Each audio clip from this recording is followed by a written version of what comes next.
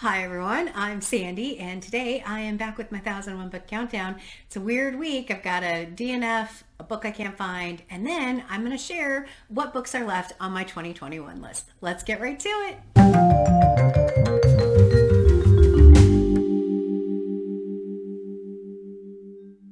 All right, so as always, if you're not familiar with this concept, I will leave a card up here for you so that you can go out and watch the original video where I talk about all of the details about the 1001 book countdown. Basically, it's book reviews where I'm reading books off of the 1001 books you must read before you die list. And this was not the easiest week for me.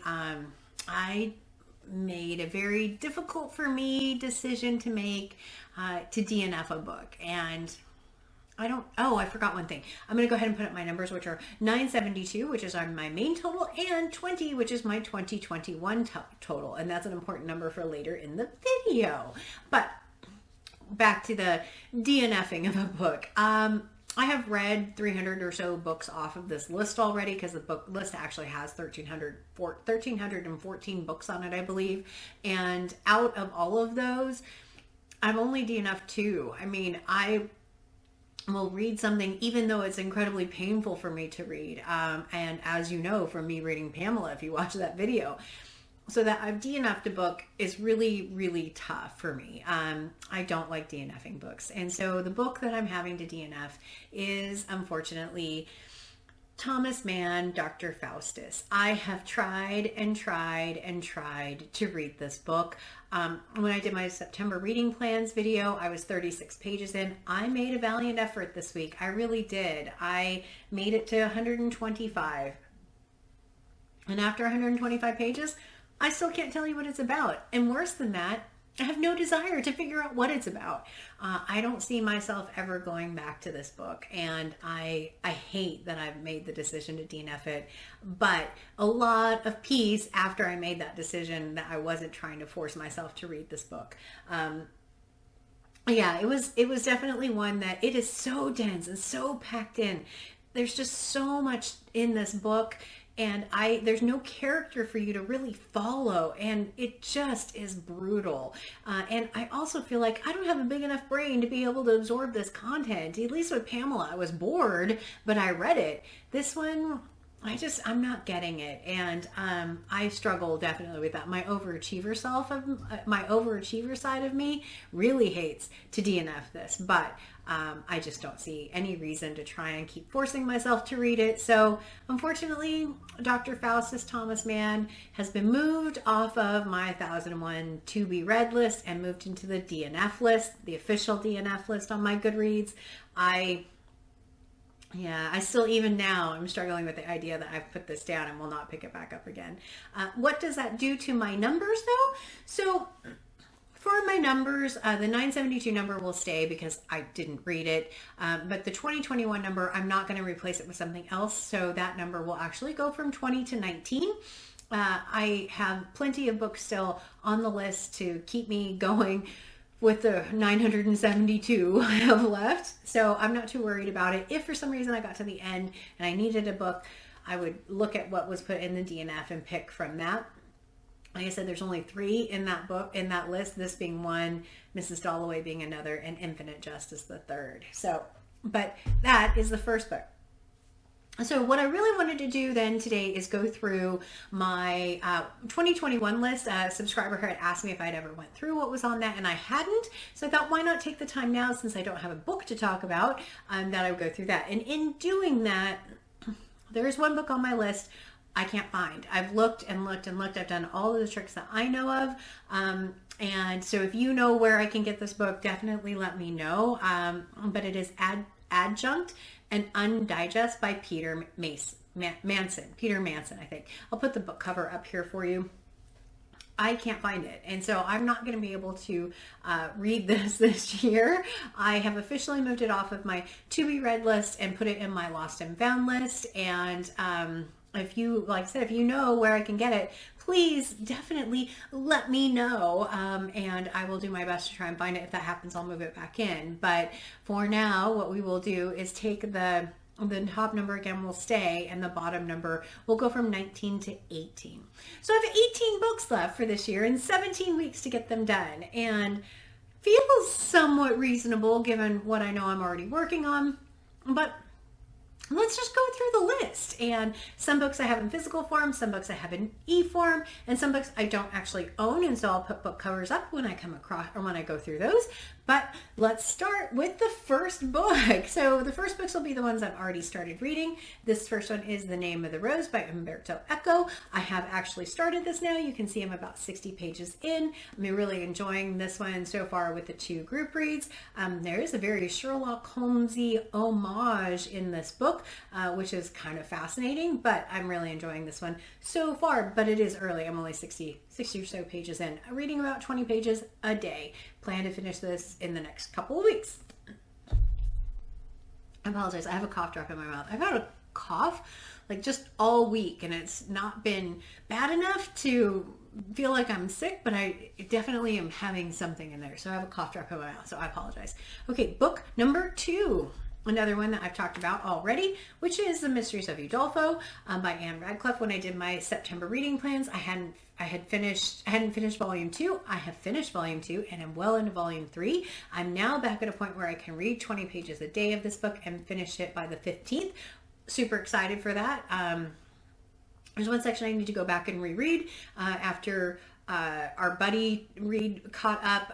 Amy at A-Star Reads didn't interpret something the same way I did, so I want to go back and see, did I misread that? Because maybe I did misread it, but I am really enjoying this book. Let me tell you, if you've tried to read this book and you got turned off by volume 1, volume 2, oh man, it goes way up in energy. There's so much more that you have to just unpack in volume 2, and volume 3 so far is really also delivering. So, but The Mysteries of Udolpho, that is book 2. Book 3, I'm also doing this as a buddy read. I was able to work out the details with my buddy reader, the book is A Ballad for George Hennick by Victor Paskov. And as you can see, I have a bookmark in it, which means I've read about the first 17 pages. I don't want to read it too quickly. So far, there's a young boy, Victor Paskov appears to be making violins and violas and different types of instruments. And there's a young boy who wants to learn how to play. That's about as far as I've gotten so far. My first check-in isn't until the 8th. And we're taking this one a little bit slowly, but that is book 3, A Ballad for George Hennick. Book 4, I talked about in September reading plans, which is Humboldt's Gift by Saul Bellow. And this particular book, I hadn't read any of it, and as you can see here, I'm now halfway through. What I ended up doing is picking up the audiobook and listening and reading it at the same time, and that helped me get really interested in the story. It follows a character whose name is Charlie Citrine, and Charlie is kind of a mess. He associates with some nefarious characters who add quite a bit of hilarity to the story. He has a very difficult ex-wife who continues to sue him in court, and I'm really now into the mode of reading this one. It has a very film noir-y kind of feel to it, but they reference things like The Godfather, which is in the 70s. So pinning down the time period is a little bit odd in the book, but I am now really enjoying it. And as you can see, I am on page 230 of 480. So I am well past I'm right at halfway mark on this book. But yeah, that is book number 4 of the 18.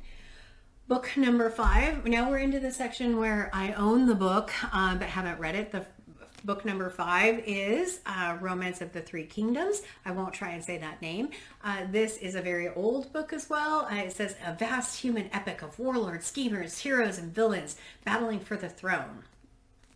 So I think what I'm going to have to do on this one, because this isn't a book I can read in a week, I think what I may do is in October start reading a short amount per day of this one, just see if I can get through it. Anything that's old like this is over, 500 years old now. I really have to take some time to read and absorb. This is also an abridged copy of The Romance of the Three Kingdoms, but I think this is going to do it for me. I don't think I'm going to go try and find the unabridged version. There's a volume 1 and a volume 2, but I think I'm just going to go with the abridged version and call it good. Okay, so book 6 is one I put on the 2021 list because I had read Lady Chatterley's Lover and wanted to read another book. So this one is Sons and Lovers by D.H. Lawrence.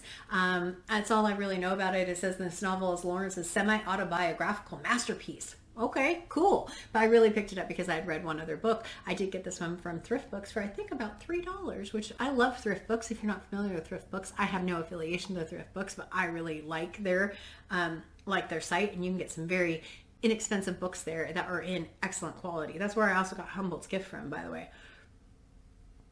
Anyway, Sons and Lovers by D.H. Lawrence. That is book 6. Okay, book 7 is The Things They Carried by Tim O'Brien. I had this in my book haul recently. I am doing a buddy read with my husband with this book in October. It is about the Vietnam War, and people in the comments were saying that they cried while reading this book. So, okay, a sad book.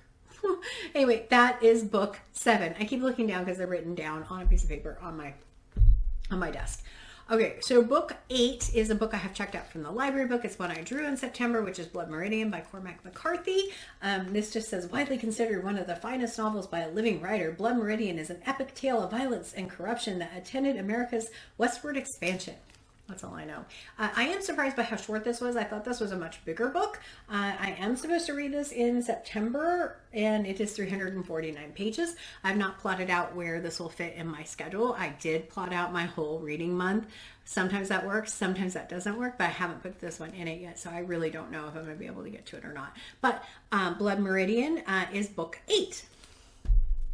Book 9 is The Blind Assassin by Margaret Atwood. This is one, I think I had shown it in a tag video. I love these Bloomsbury editions. I wish I had the whole set. I can't find the whole set. I only have 2. I have this one and The Robber Bride. But this one says, 10 days after the war ended, my sister Laura drove a car off a bridge. The bridge was being repaired. She went right through the danger side. She had her reasons. But that is book 9, The Blind Assassin by Margaret Atwood. Okay, so the next book I have, I checked it out from the library as a digital copy. It has 760 pages in it. When I pulled it for September, I said I wasn't sure if I was going to be able to read it. I doubt I will, but I do have it checked out, which is Gravity's Rainbow by Thomas Pynchon. I added this because it was a Pulitzer list book. I'm struggling to want to read this one, so we'll see how it goes. The next one that I have, that was book 10. Book 11 is The American Pastoral by Philip Roth. I'll put a book cover up here. The rest of the books I don't actually own either, so, and I don't have them checked out from the library. American Pastoral by Philip Roth. I think I have read that one before. As soon as I can get it from the library, I'm going to see where it plots out in my reading list, but that is book 11. Book 12 is A Tale of Love and Darkness by Amos Oz. I don't know anything about this one. I also don't remember why I put it on the list. I don't know. We'll see how that one works out. I don't know where it will fall in the year. Book 13 is The Optimist's Daughter by Eudora Welty. I drew that one for September. I have ordered it from Thrift Books, but it's not here yet. I understand it's very short. I added it because it was on the Pulitzer list, and that's the only reason why I put it on the 2021 list, because I was trying to clear off Pulitzer winners off of the list. In hindsight, that was not necessarily the best idea, because I ended up with some just very, very difficult books, both content and lengthwise. So, but The Optimist's Daughter, that was book 13. Book 14 is Gabrielle's Gift. I don't know anything about this one at all. I've not tried to read it. I haven't checked it out yet.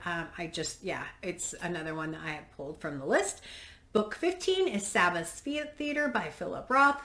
I've heard really bad things about this one. That plus Gravity's Rainbow. We may have to make some choices about shuffling some of these out. We'll see. But Sabbath's Theater. Book 16 is Elizabeth Costello. I put this one on the list because I've read Slow Man by the same author, and Elizabeth Costello features in that book, and I really wanted to read it. So that is why Elizabeth Costello is in there. I also understand it's fairly short, so hopefully that's one I can get through fairly easily. Under Fire is book 17. I understand that this is a war story. I think it was a translated from French, but I'm not 100% sure, which makes me hesitant to say the author's name because I often say them wrong. But that's another one. And then book 18 is, I think, the oldest book on the list, which is The Golden Ass. And I have this as a digital copy in my iBooks library. It says it's only 268 pages, which always makes me think, oh, I can read it really quickly. I can't read books like this very quickly. I definitely have to take my time with them. So that is the last book on my list. That's all 18 I have left. Like I said, some I have reading plans, some I own, some I don't own. But I do know I can at least find all these books, which unlike Adjunct and Undigest, I can't find. These ones I do know I can find. So we'll see how that plays out in the year. We'll see how September goes and see how many I need to try and read in October based on my September reading. And if you are interested in buddy reading any of the ones that I have coming up, short of the ones I've already started, please absolutely drop me a message in the comments, whether you're a subscriber or you are another booktuber. I guess you would also be a subscriber. But if you have a channel or you don't have a channel, I guess is the right way to say that, please put a note, or you're welcome to email me at my Gmail address, which is, or message me on Instagram.